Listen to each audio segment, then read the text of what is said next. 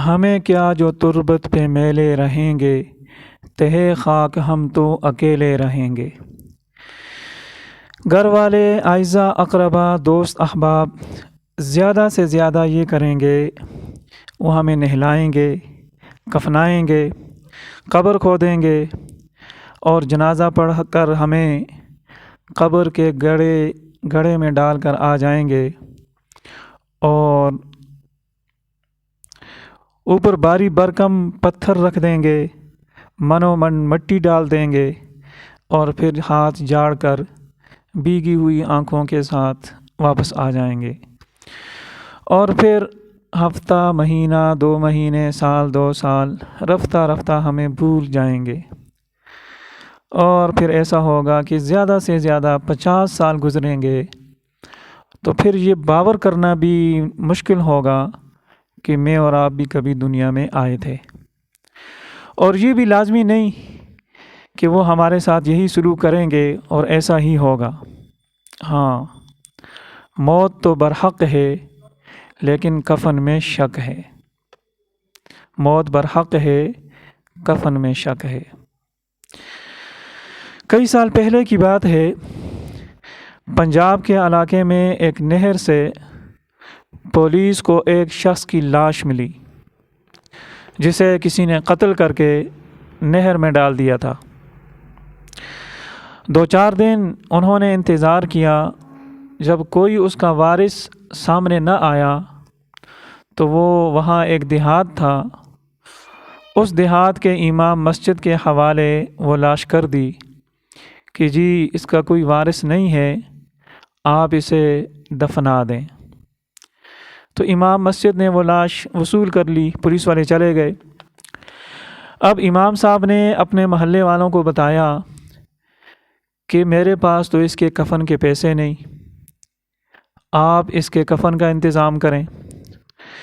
تو محلے والے کہنے لگے کہ امام صاحب آپ ہمارے حالات سے واقف ہیں، ہم میں سے کوئی بھی شخص اس پوزیشن میں نہیں کہ وہ اس کو اکیلے کفن دے سکے۔ عموماً آپ نے دیکھا ہے دیہات میں لوگوں کے پاس غلہ، اناج، ضروریات زندگی وغیرہ تو ہوتی ہیں، لیکن نٹ کیش ان کے پاس کم ہی ہوتا ہے۔ انہوں نے کہا امام صاحب آپ اس طرح کریں کہ آپ اس کے لیے چندے کا اعلان کریں۔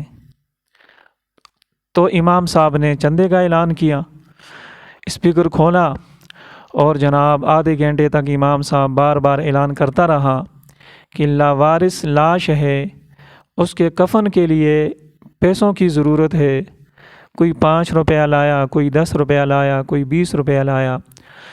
بالآخر آدھے گھنٹے کے بعد جا کر کفن کی رقم پوری ہوئی اور اس کو کفنا کر اور اسلامی طریقے کے مطابق اس کو دفنا دیا گیا، اس لاوارث لاش کو۔ پولیس تفتیش میں لگی ہوئی تھی۔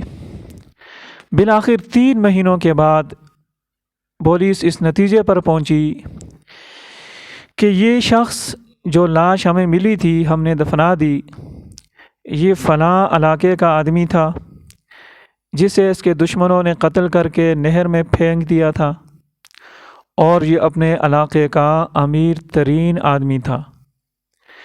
کئی مربع زمین اس کی ملکیت تھی، لاکھوں کے اعتبار سے اس کا بینک بیلنس تھا، اور اس کے 3 جوان بیٹے تھے۔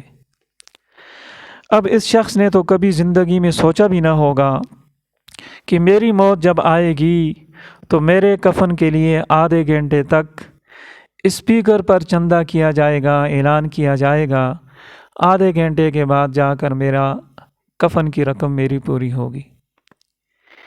اس لیے وارث شاہ، ایک پنجابی مشہور صوفی شاعر گزرا ہے، وہ کہتا ہے وارثہ، یعنی اپنے آپ کو مخاطب کر کے کہتا ہے، وارثہ مان نہ کریں وارثاں تے، وارثہ مان نہ کریں وارثاں تے، رب بے وارثہ کر کے مار دیندا ہے۔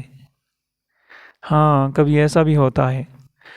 اور اگر آپ قرآن کریم کا مطالعہ کریں تو قرآن عظیم الشان، اللہ تعالیٰ کا فرمان وما تدری نفسم بأی ارض تموت، کوئی انسان نہیں جانتا کہ اس کی موت کہاں پر آئے گی۔